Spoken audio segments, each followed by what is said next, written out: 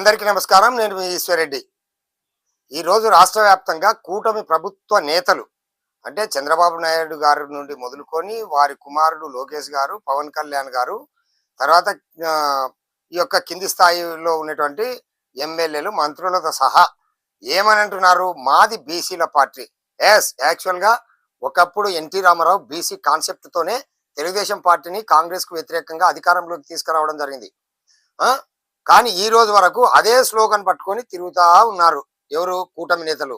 అయితే రాష్ట్ర వ్యాప్తంగా వాస్తవంగా మనం ఒకసారి పరిశీలిస్తే నిజంగా బీసీలకు, ఎస్సీలకు, ఎస్టీలకు న్యాయం జరుగుతుందా ఈ యొక్క రాష్ట్రంలో అనేటువంటిది సందేహాలు రాక మానవు.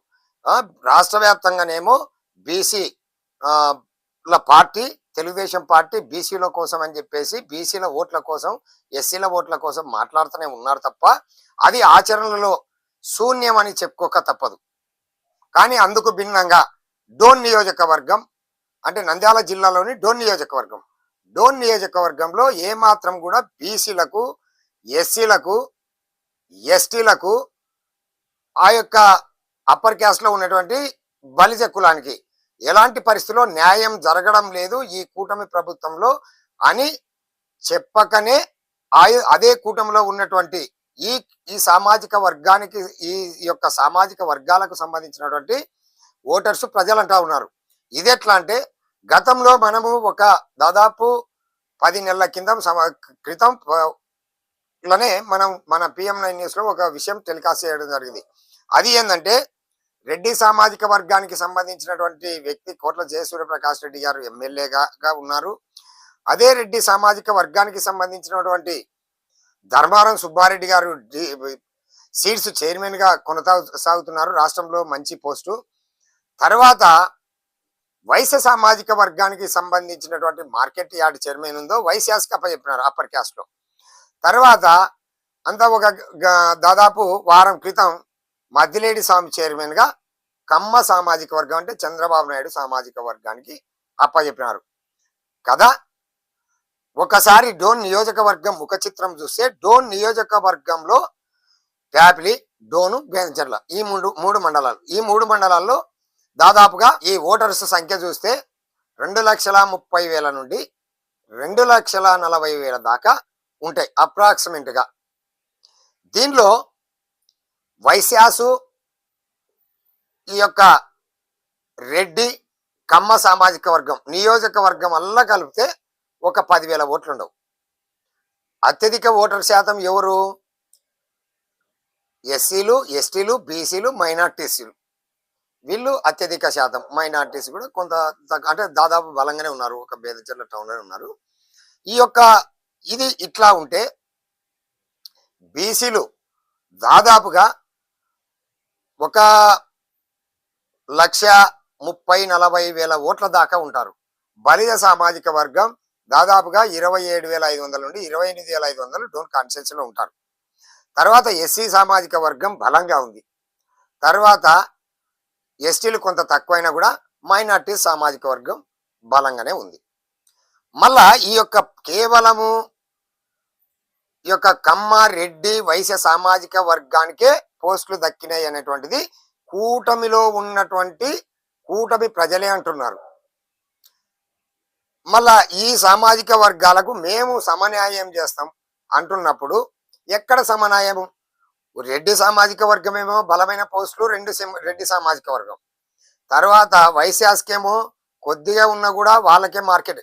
ఇంకొక ఘోరం ఏంటంటే ఈ కూటమి నేతలు అంటే అక్కడ ఉన్నటువంటి కూటమి ఎమ్మెల్యే ఎవరైతే కోట్ల జయసూర్యప్రకాష్ రెడ్డి గారు ఉన్నారో కూటమి సపోర్టుతో ఒక బీసీ మహిళకు మార్కెట్ యార్డ్ చైర్మన్ గజెట్లో కూడా రిలీజ్ అయితే కలెక్టర్ గారు అధికారికంగా ప్రకటిస్తే ఆ గజెట్ ను తిరగరాసి వైశ్య సామాజిక వర్గానికి ఇవ్వడం జరిగింది. ఇది ఎంత ఘోరం అంటే ప్రజలు అసలుకు ఇది ఇంత ఘోరంగా ఏమైనా ఉంది అని చెప్పేసి బయటికి చెప్పుకోలేకుండా లోపల కుమిలిపోయే పరిస్థితి.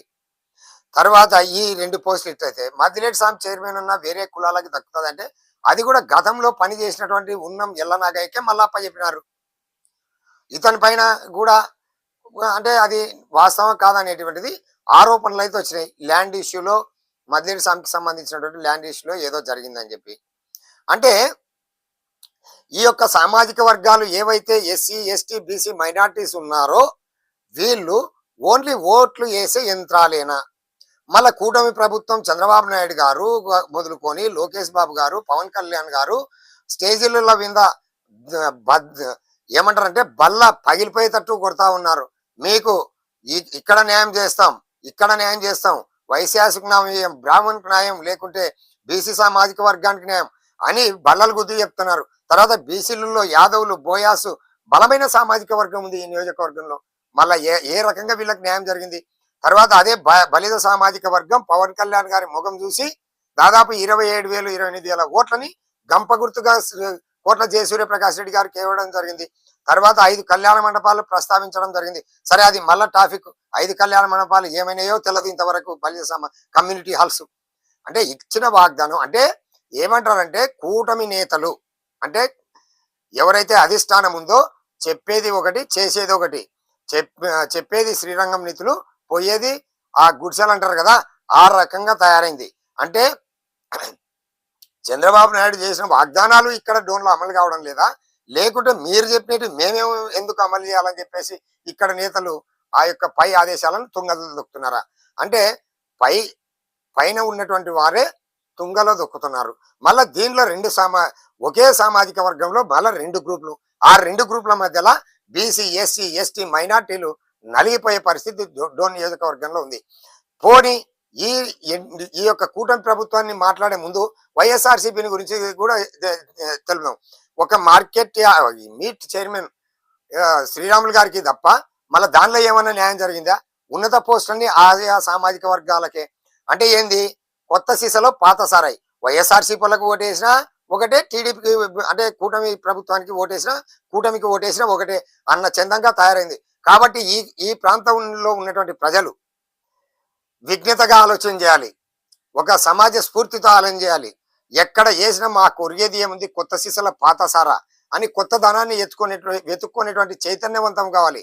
ముందరనే ఈ యొక్క డోన్ నియోజకవర్గం చైతన్యవంతమైనటువంటి నియోజకవర్గం కాబట్టి సగటు ఓటర్ ఖచ్చితంగా ఏవైతే వాగ్దానాలు చేసినారో, భూ కబ్జాలకు సంబంధించి కావచ్చు, ఇంకోటి కావచ్చు, ఎన్నికల వాగ్దానంలో ఏవైతే వాగ్దానాలు చేశారో ఆ వాగ్దానాలను నెరవేర్చేంత వరకు, రేపు ఎన్నికలు వస్తూ ఉన్నాయి, స్థానిక సంస్థల ఎన్నికలు, మీరు ప్రతి గ్రామంలో నిలదీసే స్థాయికి ఎదిగితే తప్ప ఈ దున్నపోతు మీద వారం కురిసేటువంటిది ఆ ప్రభుత్వం కానీ ఈ ప్రభుత్వం కానీ అట్లే ఉంటారు. కాబట్టి ప్రజలు చైతన్యవంతం కావాలని కోరుతూ నిజాన్ని నిర్భయంగా చెప్పే PM9 న్యూస్ని చూస్తూ ఉండండి.